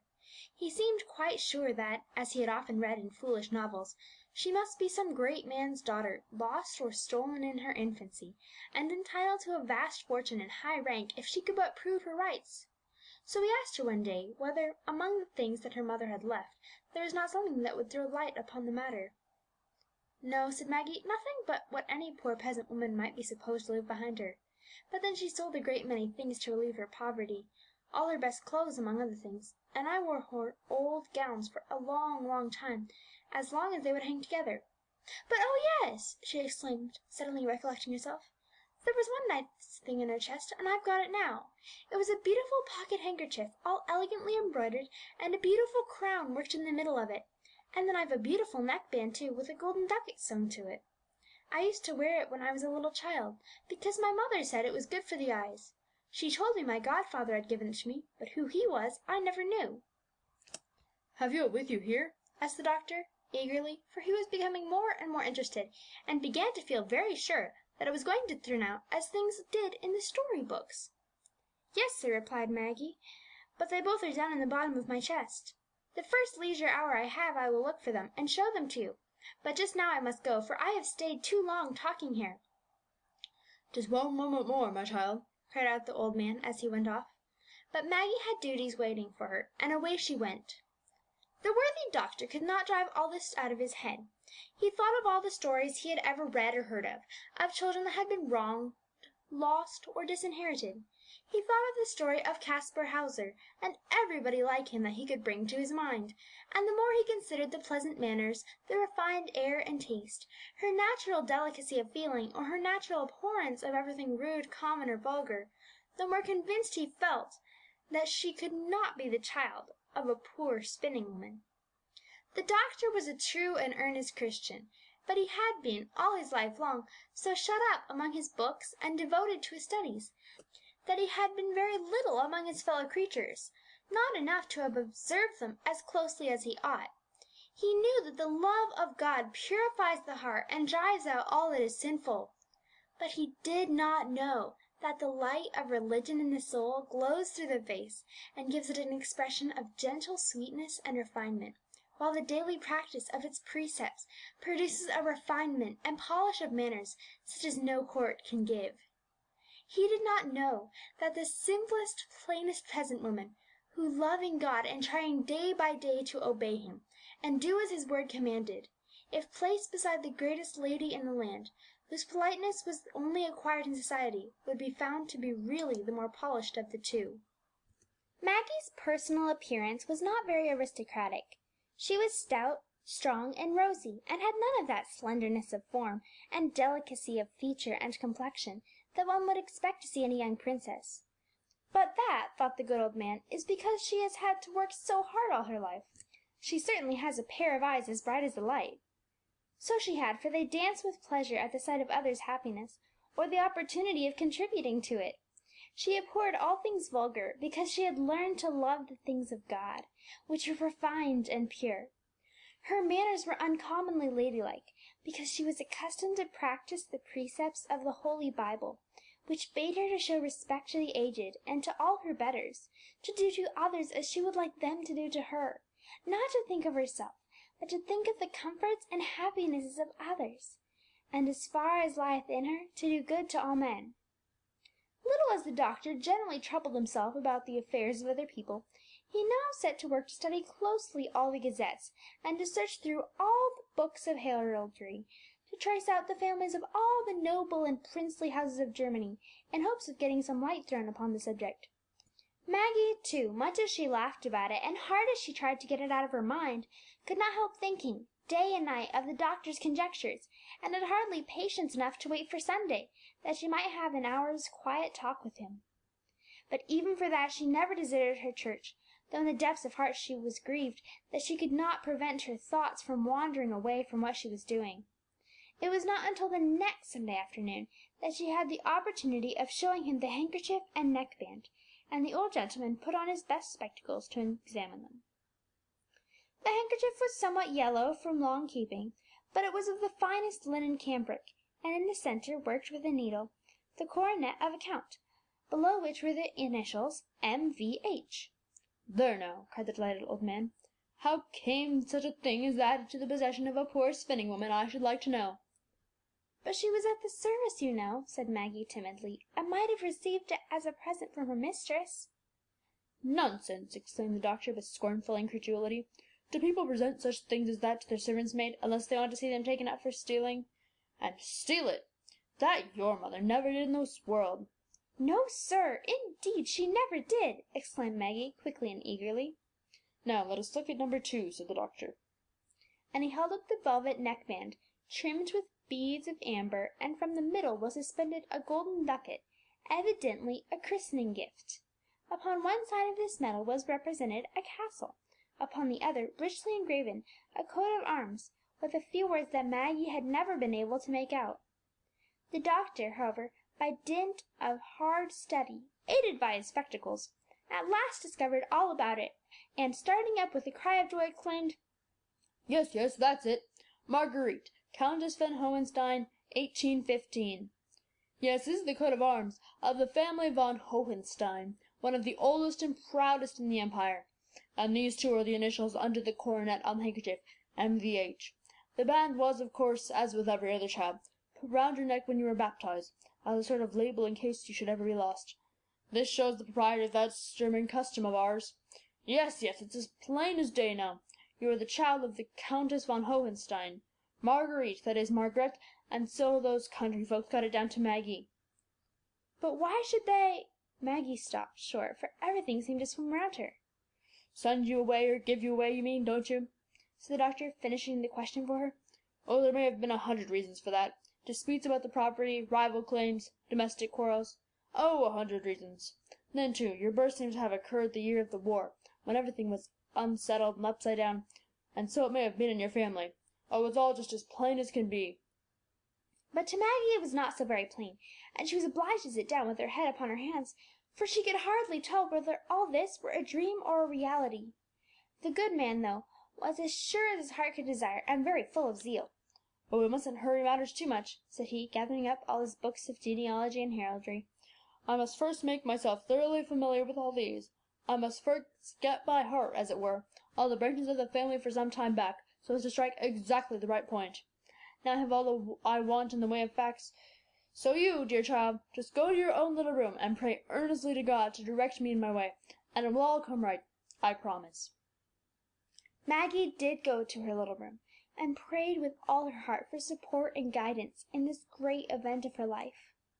Then she went down to her duties, but her head was so full of what she had heard, that day, for the first time in her life, she was blamed for carelessness. She bore it meekly, however; she knew that when she explained it she would be heartily forgiven. But what would the Frau Oberstein, the colonel's lady, say when she found that her bed had been made, her rooms brushed, her shoes cleaned, and her windows washed by a countess? The doctor that Monday went in and out oftener than he had ever been known to do before. To Maggie he seemed to have nothing to say, except that, as he passed her, he would remark, "All is going on very well. The prospect is very fair." But on Friday morning, just as his fire began to burn briskly, he begged her before she went out to take out his best coat, and a coat of most extraordinary make and appearance it was, to brush and shake it well, and bring it to him, together with a ruffled shirt that she would find somewhere in the chest, though we thought it must be near the bottom, for it was a very long time indeed since he had worn it. Maggie stood quite astonished at such orders, and he looked at him to see if he were in earnest, but he replied by a nod, a kind smile, and a merry wink with one eye, saying, "It's all on your account, child, all." A stick with a silver knob was next brought from some hidden away corner of his wardrobe, and in this holiday array he descended the stairs and walked with a resolute step down the street, altogether unconscious of the gaze of the people he passed, or the laughter and jokes of the boys who followed him. To Maggie this dressing up was the more mysterious from the looks he had given her from time to time while it was going on, and to such a height was her curiosity raised, that, though his room was but half put in order, she could neither return to it nor settle her mind to anything else until he came back. And back he did come very soon, with a face blazing from his rapid walk, and an air 10 times more knowing, if possible, than before. "It is almost entirely settled," said he to the startled girl. "Be sure you come to my room this very evening, for I have something of vast importance to tell you." Oh, how long that day was, and how diligently Maggie did work that she might be able, the moment supper was over, to go to the old man's room. When she did at last start for it, she was forced to put down for a moment or two the lamp she held in her hand, lest she should let it fall, and then she had to sit herself down, so much did she tremble. When she got into the room she dropped into a chair. "Now, my child," said the old man, "listen, and you shall hear all. I have found that, about the date of your birth, there lived a Countess Marguerite von Hohenstein, who, born in this country, passed afterwards into foreign lands. She had several children who all died. All the circumstances agree with my opinion, and, what is most extraordinary, this same countess is now living in this very city. Having learned all this, I started directly off, caused myself to be announced to the countess, laid before her all the evidences, and told her plainly that they were the property of a poor girl, now in that city, living at service." "Well, and what did she say?" asked Maggie, eagerly. She was astonished, seemed moved, but not at all as much as I expected. But great people are practised, you know, in concealing their feelings, and after thinking for a moment, said, "May I ask you, my dear sir, to bring this girl to see me as soon as may be?" I promised her, of course, with great pleasure, and paid her my respects quite naturally, but never in my life could I have believed that I could have spoken up so to quality, and felt so much at ease with the real countess. But yes, yes, I know how that came about. It was just from having been friends so long with a young countess," and he laughed heartily at his own conceit. "And do you really believe anything will come of it?" asked Maggie, who, to tell the truth, had expected more decided results. "Believe? Why, there is no doubt. Else why would she want to see you? I promise to take you there early to-morrow morning, so dress yourself in your best." "Oh, how fortunate!" exclaimed Maggie. "To-morrow my master and mistress are going on a picnic, and are to take all the children with them, so they have promised all the maids a holiday for the whole day." "Ay, ay, my children," said the old doctor, reverently. "Don't you see how all things work together for good to those who love the Lord? Recall your whole life, Maggie, and see if this is not so. And now good night. I shall not often tell you so after this." And the poor gentleman seemed quite sad. When Maggie went to bed that night, she was for a long time so tired that she could not sleep. And yet when she thought of the truth of her dream, for in her eyes a queen and a countess were pretty much the same thing, and how it was coming out, she felt more fear than joy. Would she not be more likely to mortify and disgust than to please her lady mother? But then again she thought of how she should enjoy the surprise of the colonel and his lady, and above all of her fellow servants. She thought, too, of the astonishment of the folks at the farm. The wife, she who had felt too grand to receive the poor orphan as her daughter-in-law, would not she look amazed when the coroneted coach drove up, and the lady mamma with her newly found daughter alighted? And what would George say? Only that very day she had heard that he had not yet brought home a wife to the house. What a true heart he had, and oh, how delightful it would be to tell the whole world that the unknown peasant's son was the chosen bridegroom of the young countess. But then again, would her noble mother consent to such a bridegroom? Her brain was so full of all kinds of things that at last they all mingled together, and she fell asleep. When she awoke the next morning, her first thought was what an important day it was to be to her. Then she kneeled down and prayed her Heavenly Father to be with her through all that might come, good or bad. The picnic set out, and Maggie proceeded to dress herself. No small business, this time at least. She had already washed herself so clean that one would have supposed she meant it to last for a year. She had brushed and braided her hair until not one stray hair could be discovered, and the smooth bands that were passed behind her ears looked like folds of satin. But just as she came to the last ornament, it struck her for the first time that she ought to keep close to her country dress. It was very silly in her to attempt to dress like a town lady. That might seem like a mean imitation, while the other was neat and simple, and so she dressed herself as usual. She could not have looked prettier than she did when she walked into the old man's room, in a clean, dark Sunday gown, with the little cap and its band upon her glossy hair, the long rich braids of which hung down her back, the neckband fastened round her throat, and her fresh, rosy, innocent face lighted up with those great, clear brown eyes. Even the old doctor, fastidious as his anxiety had made him, looked at her with perfect satisfaction, and felt in his heart that even a countess might feel proud of her. They set out, Maggie's heart constantly breathing the unuttered prayer, "O Lord, do thou lead and guide me," and at last reached the fine hotel in which the countess lived. Maggie's heart beat fast as she stood in the ante-room, waiting for admission, but at last the door opened, and they were told to enter, for the lady was within. "Here, your highness, is the girl of whom I spoke," said the stately doctor, leading in the trembling Maggie. "I have the honour to present her with my most humble respects," and he hurried off as fast as he could, though the countess called to him to stay. He thought an interview of this kind should take place without witnesses. The countess, a stately dame some 50 years old, robed in a dress of rich blue satin, sat in an easy chair, and greeted the girl with a kind welcome. Maggie trembled from excitement in every limb, and the good countess, pitying her agitation, said gently, "Sit down, my child, sit down, and tell me if these things are really yours." "Really and truly, lady," replied Maggie solemnly. "And were they given you by your mother? What was her name?" asked the lady. "Christine Hilarion von Velberg," replied Maggie. "Did you ever know her? Where did she die?" asked the lady. "I can hardly remember much about her now," said Maggie. "She lived at service somewhere far off, and soon after her return she became blind, and lost her health entirely. She used to spin for the farmer and his wife at the Tannenhof, the pine tree farm, and after her death they took me." "Did she never tell you anything of her master and mistress?" "No, not to me.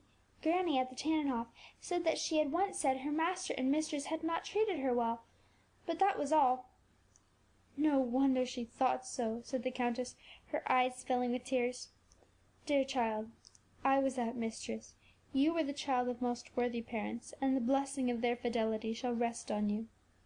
Maggie looked at the lady with a feeling of great relief, though matters had turned out so differently from what she had expected.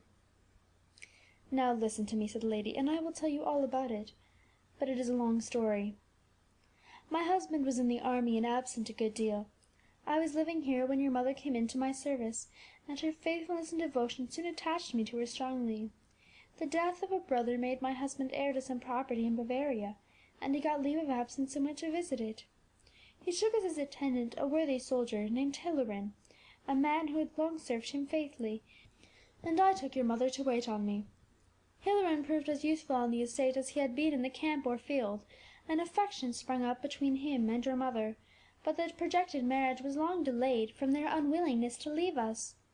But they were both getting towards middle age, and at our persuasions the wedding at last took place. They went to live in a neat little house that my husband had built for them, cultivated a bit of ground of their own, and gave great assistance in the care of the estate. 1 year after that I held you at the baptismal font, and hung round your neck the amber neckband that you have brought back to me. About this time my husband was persuaded to take part in the Russian war, from which no one from the beginning boded any good, but he was fond of military glory, and Hilarion determined to go with him. Your worthy father had no other object than to be near and watch over his master and friend. I gave the estate in charge to a competent person, and went to Munich, taking with me your mother and yourself. Your excellent mother never seemed to me like a servant, and we shared together our hopes and fears. They had left us in June. In December my husband returned, sick, discouraged, and alone. Through all the perils of that fearful war, your father had stood with unshaken fidelity beside him. One night they were obliged to stay in a miserable cabin. The fire went out. My husband, benumbed with cold and hunger, was indistinctly aware, like someone in a dream, of having a skin wrapped round him. It was your father, who had for his sake taken the last covering from his own body. In the morning the Count awoke, refreshed from a comfortable sleep, but your father was in that deeper sleep that has no awakening. He was frozen stiff. He had given up his very life for his master. Faithfully then we promised his sorrowing wife never to desert her or her child, but to repay to them, as far as God should give us the ability, the generous fidelity of the husband and father. One trouble seldom comes alone. We were on the point of setting out for Italy, whither my husband was going for the recovery of his broken health, when my 2 little daughters were taken ill with smallpox. I immediately gave permission to such of our servants as were afraid of the disease to leave the house, and all availed themselves of it, but your mother, who insisted on remaining. My time was so entirely taken up in the care of my husband that I was obliged to leave the children entirely to her, and she never left them, though still overwhelmed with grief for the death of your father. You, who were then a delicate child, were confided to the care of a worthy woman, and thus preserved from the infection. My little Emily died in her arms. The handkerchief with which she had wiped the death sweat from her face she kept as a remembrance of her. Clara, my youngest, thanks to her care and God's blessing upon it, recovered, and then preparations were made as rapidly as possible for the journey to Italy. The very evening before we were to start, your mother sickened. We were to leave at daybreak the next day, and the necessary passports and so on, rendered necessary by the unsettled state of the country, having all been made out and forwarded, the state of affairs altogether made it impossible to delay. Our housekeeper, who was the only one of our attendants to remain behind, was a woman in whom I had always had the most unbounded confidence, and to her care I gave my poor Christine, with the strictest injunctions to give her the same care and attention that she would have given me, and with the same disregard of expense. Above all, if she grew at any time dangerously ill, we were to be immediately informed of it, and if on the other hand she recovered, we were to be notified as soon as she was in a condition to come to us. For a long time I heard nothing from her, and my husband was so ill that I scarcely dared leave his bedside, so I could not make any very strict inquiries. The first leisure I had I wrote to the housekeeper, and received in reply the information that your mother had died of the smallpox, and that her child had soon followed her, from pure weakness and debility. My blind confidence in this woman had prevented me from knowing that covetousness and envy had made her, long before, your dear mother's most deadly enemy, for she looked upon Christine as one who had usurped the position she herself was entitled to hold in our family. Ignorant of this, however, I received her statement without a doubt, and every tie that bound me to Dresden being thus dissolved, for I had lived in too close seclusion to have made many friendships, I did not care to return, and so never had an opportunity of learning the truth of the case. For 4 years we went from one place to another, through Italy and Switzerland, for my husband's health was then entirely restored. Our hotel in Dresden was of course shut up, and the housekeeper dismissed, but before removing the furniture, I resolved to pay it one more visit, to see the grave of my Christine and learn something more of her last days. With great distress I there heard that the housekeeper, fearing herself the infection, had had her sent to the hospital, and by the assistance of the physician who attended her, had made her believe that it was by my husband's orders. That was trouble and grief enough, but I did not think I had any more to hear. Not finding her name on the death list of the hospital, I concluded that it had been an oversight, but certainly believed her dead, for so I had been assured, and we had heard or seen nothing to make me even suspect the contrary. Now, since the old gentleman who has shown himself so deeply interested in you has told me the tale that he has heard from you, it is clear to my mind that, after her recovery in the hospital, she left it and the city in poverty and weakness, sick at heart at our base ingratitude, and went to hide her griefs in her humble birthplace. We had so certainly looked upon her as belonging to us, so little thought of her ever leaving us, that we had not taken care, as we ought to have done, to secure her in independence. This was an unpardonable oversight. If she had but asked us for the least thing, even a spot whereupon to stand her humble dwelling. But she always had a proud heart, and while she believed herself to have suffered at our hands such cruel injustice, she would have nothing to thank us for. Never shall I forgive myself that a friend, for we never looked upon her as a servant, a friend so faithful, so devoted, should have died away from us, and none but God knows how I have longed and prayed for some opportunity of repaying to some one dear to her the bitter wrongs I left her to bear. And now my prayer has been answered. His hand has in mercy led you to me, and to your dear child will I try to make up for it all.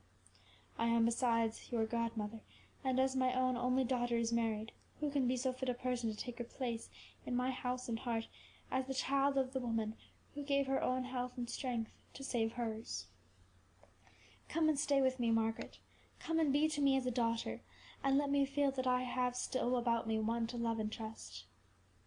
Poor Maggie had forgotten all the dreams of greatness, and was weeping over the sad fate of her parents, but at the same time she thanked God that they had left behind them such remembrances, and felt almost ashamed and humbled that she should have desired, even for a moment, to have been the child of any other mother.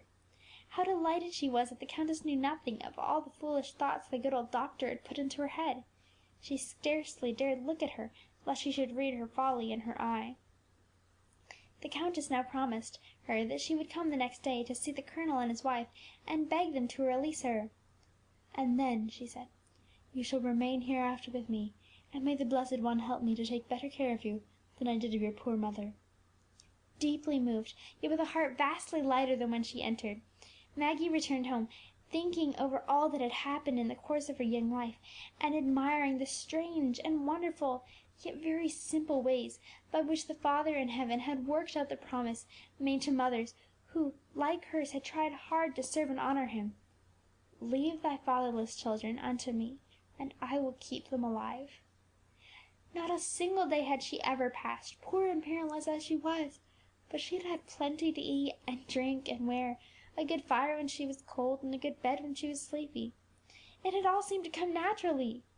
But whose hand had provided all these things? So much had happened that morning that she thought it must have been very, very long, and was astonished when she got home to find the servants just serving the dinner. The dear good old doctor, meantime, was restlessly walking up and down in his room, impatiently waiting her return. He expected nothing less than that she would come with the old countess in her coach, and already dressed as became her new rank. He wondered whether he would recognize her. Oh, could it be that she would not come home again at all? That she would just send a civil message to Colonel Oberstein and his wife, and in her good fortune forget her old friends? He was still debating the matter in his mind, when he heard her light, quick step upon the stairs, and the same identical Maggie, with a short woollen skirt, trimly dressed feet, and coquettish cap, sprang in, held out her hand to him, and between laughing and crying could not utter one single word. "Well, now, what is it?" asked the doctor eagerly. "I am no countess at all," laughed Maggie. "And the fact, the coat of arms, the name?" gasped the old man. Maggie gave another merry laugh. "My mother was once a servant to the countess, who gave her those things, the handkerchief for herself, the chain to me when I was baptized." "Poor child!" said the old man, with a face so long, and a tone of such intense pity, that out came another laugh from Maggie. But he went on, "And I, old fool as I am, have been stuffing you with all those vain hopes, and doing all I could to make you discontented with this station you have filled so honourably. I have scattered all your pleasant dreams to the wind, and left you nothing but disappointment." No, no, no, said Maggie, taking his hand soothingly. You have no idea what a service you have done me. And as the old gentleman brightened up at that, she went on to tell him the whole story, just as she had heard it from the Countess. "And now, you see," she went on, "not a word of this should I ever known, but for you, doctor. And now I can say before the blessed Father, who knows my heart, that to have heard what I have this day of my parents gives me more happiness than to have found myself a lady. And that I have heard it, I must thank you. Besides, doctor, just figure to yourself now how I should look running about with a long train to my dress, as young ladies do. Why, I'd 100 times rather sweep the streets with my broom than with my clothes." And the picture seemed so very ridiculous that she laughed merrily. The doctor, delighted at seeing her so cheerful under what he called her disappointments, joined heartily in the laugh, and for a moment they were like two merry children. The Countess kept her promise, and the next day, after a long conversation with Colonel Oberstein and his wife, carried Maggie off to her house, where, though she herself took the position of a servant, she was treated in every respect as a daughter. The Countess soon became strongly attached to her, and kept her constantly at her side. She herself taught her to write as became a lady, and instructed her in all kinds of plain and fancy needlework, of which she had been before ignorant. The extreme retirement in which the lady lived gave her ample time to devote to her favourite, and well did Maggie improve the advantages thus offered her. Always the same cheerful, industrious little person, always ready and willing to help anybody, everybody liked her, and seemed ready and willing to help her. She was at liberty to visit the doctor as often as she liked, and her visits made the old man very happy, not only because he loved to have her with him, but because she always carried him books or some other present equally to his taste, which he was too poor to buy for himself. The Countess bought from him the whole edition of a little Manual of Devotions, a book which he had been obliged to publish at his own expense, and which, though full of beautiful prayers and hymns, had sold so slowly that it had almost ruined him, and he feared would soon quite do it. This unexpected bit of good fortune enabled him to hire a little damsel of the neighbourhood to perform for him the little services that had all hitherto been done by Maggie, and so he was more reconciled to her absence. When he saw her so generally beloved and so cheerfully happy in her new home, he fairly sunned himself in her bright eyes, and laughed gaily as he said to himself, Yes, yes, our Heavenly Father is wiser than any of us." and in his heart he thanked him. When Maggie had become skilful in the use of her pen, she wrote several times to her old mistress at the farm, but letter writing was a thing seldom practised there, so she got no answers. She greatly longed, though, to hear once more from the old spot, or to see it. The business that had so providentially brought the Countess just then to Dresden was now completed, and she wished to return to the family seat which she had left her son-in-law in possession of. It was a matter of course that Maggie, or as she was now called, Margaret, should go with her, and the girl herself was quite delighted at the idea, for she longed to be again in the country. The preparations for the journey were nearly finished, when one morning Margaret heard her name called from the outside of the house, and saw standing at the gate a young farmer, twirling his hat in his hand. "George!" exclaimed the girl with a cry of delight. "George, is that you? How did you come here?"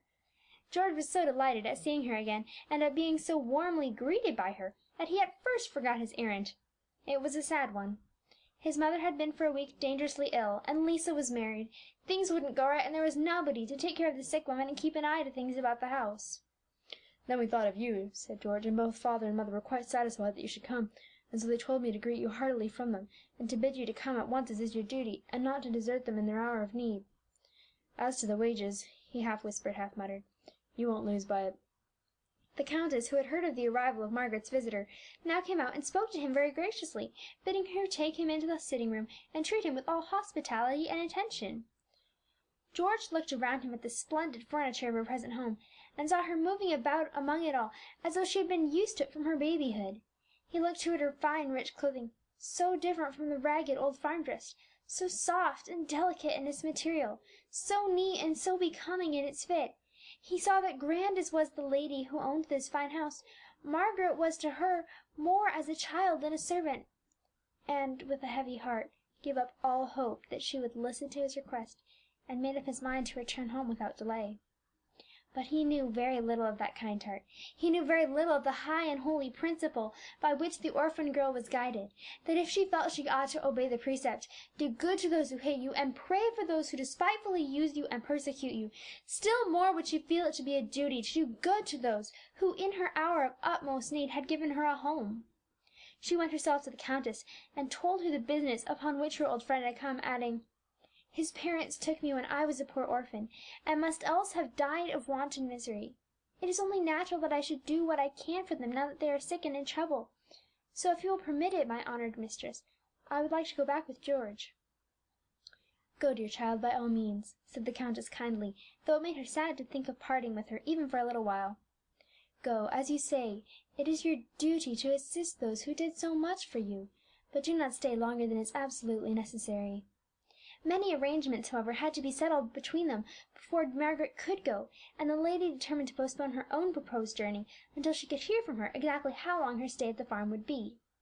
This settled, Margaret hastily packed a few needed articles in a valise, took leave of the good old doctor and her former mistress, and seated herself in the little cart beside George, who could not find words to express his admiration and gratitude. Poor Margaret, once more the Maggie of old times, could not help weeping for joy as she saw again the familiar objects of her childhood, the well-known fields, the unforgotten house, and the wide green before it on which stood the lindens, the two dear old lindens. But when she went in and met her old mistress, who presided over all this, when she saw the once strong, active, and healthy woman now lying pale and helpless upon her bed, she sobbed aloud with pity. Everybody was delighted to see Maggie again. "Now heaven be thanked that you are with us again," sobbed the sick woman. "The blessing of the orphan's God left us when you did, Maggie, for we drove you by our unkindness from our door. Nothing has gone right since." "Well, it'll all be right now," cried Stephen as he entered the room. "Now, old wife, lie still on your bed. Things will go right now, and you can afford to be sick."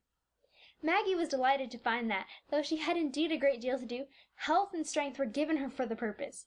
So she set about it right earnestly, and went on with cheerful and undaunted courage. As to homesickness for the city and her pleasant home with the countess, she had no time to indulge in it.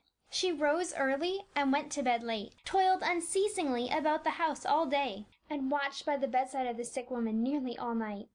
The whole place under her care assumed a more tidy and cheerful aspect, and whether busy indoors or without, whenever a stir from the invalid showed that she was awake, her careful nurse was in a moment at her side, with some nourishing dainty or some cooling drink which, amid all her toils, she had found an opportunity to make. Then, when she had given it, she shook up the heated pillow, smoothed the tumbled bed, and left her again to her repose. Everybody seemed the happier for her coming, down to the very housemaids; for many a time, when they were toiling under more than their usual task, Maggie came to their aid, and did no small part of the work herself. And besides, now that she had the management, they had more and very much nicer food at their meals. "What a way she has!" the stout farmer, Stephen, often said to himself when he had been watching how quietly she glided from spot to spot, and accomplished all this. "I never could have believed that she would turn out such a neat, handy little thing." George was greatly distressed that she had too much to do. He watched her constantly, and whenever he found himself alone with her, would ask anxiously, "Are you not tired, Maggie? Pray go sleep a bit and rest. You'll be ill, surely." But Maggie, with a merry laugh, assured him that she had never felt better in her life. "Indeed," said she, "I think it is much better for me that I have been obliged to go to work again. I fear the lazy life I was leading in the city would have made me ill in the end." The poor sick woman revived beyond all expectation under the gentle and constant care of her young nurse, the only being in the world from whom she would have received it; but her disease was an incurable one, and all Maggie's devotion could not prolong her life. Daily duties that could not be omitted were performed more quickly and quietly than usual, and everybody moved and spoke softly. On Sunday they laid her to her rest, and said an earnest prayer over her simple grave, that the blessed Father in heaven would let them all meet once more in that more beautiful and better world, and then they went to their home. Even on Monday none of them felt like work, and the farmer, with his children and Maggie, sat together in the afternoon in the little garden, and talked of the departed, of her industry and carefulness in her days of health, of her patience and suffering in her days of sickness, and of their trust that she was now in the enjoyment of rest. Suddenly one of the housemaids rushed breathless to where they were sitting, exclaiming, "A coach, a most elegant coach, and just here at the door!" They all left the garden and moved towards the gate, where they saw, sure enough, an elegant coach, drawn by two fine, sleek-looking horses, striving to make its way over the rough roads and drive up to the door of the farmhouse. Presently the lady that was within ordered the liveried coachman to stop, saying that she would alight and walk up to the door. It was the countess. In the great confusion into which the death of the mother had thrown everything, Maggie had allowed the last week to pass without writing to her, and she, anxious to leave the city, and thinking it impossible to go without her favourite, had determined to go herself to the farm, and learn if anything had befallen her, or, if possible, to take her back with her. When she learned the death of the good woman, she spoke very kindly and feelingly to the farmer and his family, trying to show them how mercifully the good God had dealt in sparing her to them so long, and in taking her now from her sufferings. At the same time she expressed the hope that now all was over, Margaret might no longer be needed, and might go with her to her home again. The farmer, after many efforts, at last found courage to address the lady. "You see, your Excellency," said he, with a great deal of embarrassment, "this lad, my son George here, has been deeply in love with the girl this long time, long before you knew her, your Excellency, and, I must say it, his mother and I both so stupid as not to see how we were standing in our own light. We both felt a bit puffed up with the blessings that God had poured out on us, and thought our boy too good for a poor destitute orphan that had nothing but a kind heart and a pair of nimble, skilful hands for her bridal portion, so we wouldn't let it be. But here, upon her deathbed, George told his mother how much he wanted her for a wife, and she had got to know her better, you see, and so, though she was too far gone to speak it, she gave a silent blessing on it, and, if I must say it, well she might, she'd have been a most heartless, ungrateful woman to have held out against it after all that Maggie had done for her and hers. Yes, your Excellency, she learned to know before she went that the very blessing that made us so proud was just all along of what we did for Maggie when her own poor mother died. Anyhow, the mother's consent made us both very happy, and my son George and me. It just seemed to me the thing that ought to be, and so if they do be married, I would just give up the farm to them. You see, your Excellency, and just set down myself to rest, for I need it. I've worked hard in my day." "Is Margaret willing, then, to marry your son?" asked the countess. "You see, your Excellency, we have not had the courage to ask her just yet," replied the farmer. "Oh, well then," said the lady with a smile, "I shall have to do it for you, I see. Tell me freely, my dear child, whether you will stay here or return with me. You know that I love you as tenderly as though I were really your mother, and I promise you, if you do stay with me, not only to take care of you while I live, but to make an ample provision for you in case anything should happen to me." George said not a word, for he remembered all the splendour of the countess's home. He looked sadly at Margaret and said nothing, but she did not keep him long in suspense. "Dear lady," said she with moistened eyes, "God will surely bless you for all the kindness you have shown me. I love you as dearly as I could love the best mother, but do not take it amiss if I stay with George. I have loved him as long and as well as he has loved me, and besides, I must not forget that his home is a more fitting home for me than yours is. I believe you have chosen aright, my dear noble-hearted child, and not for one moment would I set my feelings in comparison with your happiness and interests. But be assured I shall not forget to care properly for my adopted daughter. You shall not go empty-handed into your husband's house." George's brothers and sisters, who had heard all that passed, were not slow in spreading it abroad, and there was rejoicing over the whole farm. George himself was so extravagantly happy that he was on the point of expressing it in his usual boisterous way, by leaping up and shouting "Hurrah!"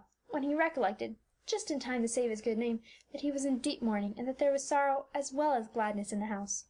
Besides, upon reflection, he concluded that turning somersets was not altogether a becoming occupation for a man who was about to be married.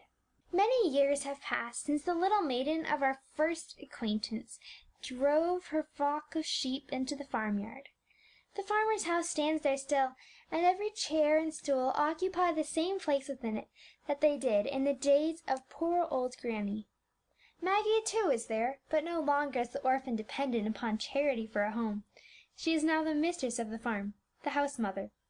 Gertrude has grown to be a great girl, and hangs with affection about her sister-in-law. One of George's brothers is in America, the other still works upon the farm, and will pass the rest of his life there. The old farmer, Father Stephen of the Tannenhof, as he is called among the neighbours, is still well and tolerably strong for a man of his age. Indeed, he says that he ought to live twice as long as other people to enjoy seeing the industry and good management of his daughter-in-law, and the honour in which she is everywhere held. He still works a little with the others, but not much. But his great enjoyment is to go, in the warm sunny afternoon, to walk over the broad fields, and see what rich blessings the Father in heaven sends, even in the times men call the worst, upon those who strive to serve and obey him. None could persuade Stephen that he would thus have prospered in his fields and his home, had he turned the poor spinning woman's orphan from his door, and left her to be cared for by strangers. None will ever make him doubt the truth of God's promise. He who giveth to one of these little ones a cup of cold water shall by no means lose his reward. He thinks that he has been repaid richly, principal and interest, for every penny little Maggie ever cost him. And so he has, in more ways than one. The rich wedding gift of the Countess, added to the care and industry of the master, has made the farm indeed a noble one, and much has the young mother done for that master.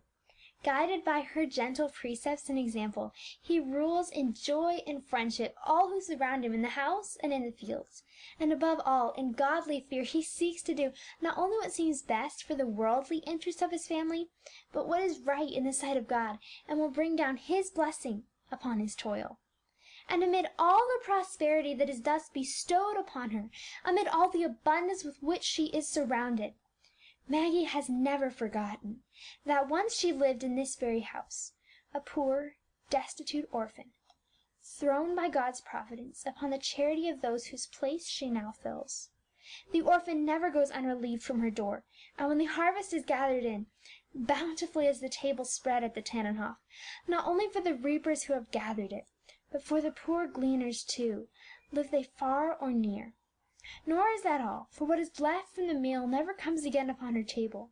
They glean the fragments thereto, and carry them home in their baskets, and not for all the joys and blessings that have been showered upon her does grateful Maggie ever give such earnest, heartfelt thanks to her Father on high, as for what she has the power to bestow upon the poor and friendless.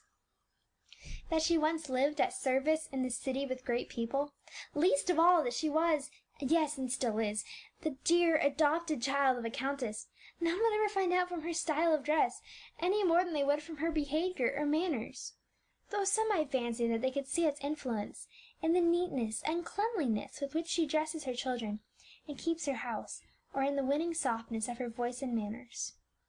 When Maggie had been nearly 10 years, and had become sole mistress of the farm, with her husband's consent she had the large upper room in which poor Granny had died nicely cleaned and fitted up like a town lodging, and then George went himself to see for and bring the poor old doctor to take possession of it, that he might end his days with them, free from care.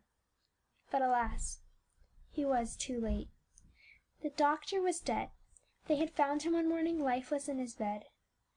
But he had not forgotten Maggie, and in his will had left her a fine and well-selected portion of his books.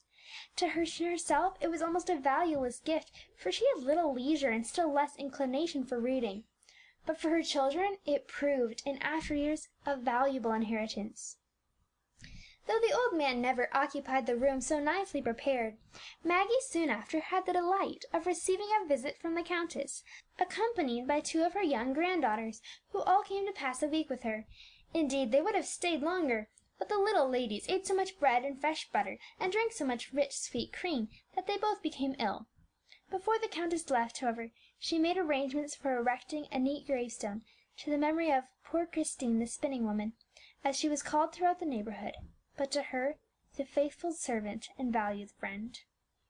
It is again a beautiful Sunday evening, and the family, as at the beginning of our story, are enjoying their pleasant evening rest upon the lawn.